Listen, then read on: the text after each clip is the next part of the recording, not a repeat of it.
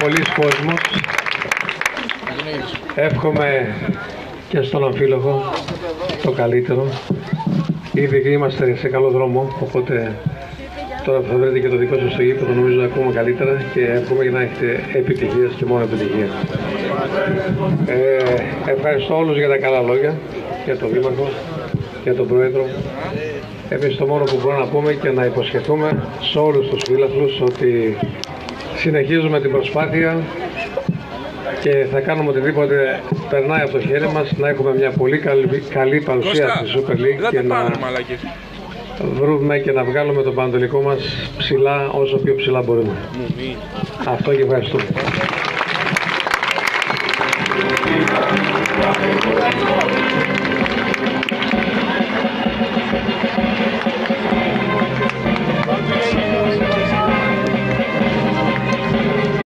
Η ΕΠΣΕ το Λακαρνανίας θα απονείμει το κύπελο του πρωταθλητή στην ομάδα του Αμφίλογου.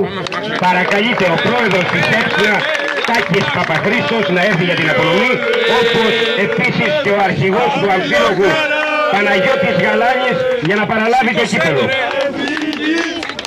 Μαζί με τον Κωνσταντίνο Καζάκο. Σήκωσε το γαμημένο, δεν μπορώ να περιμένω. Σήκωσε το γαμημένο.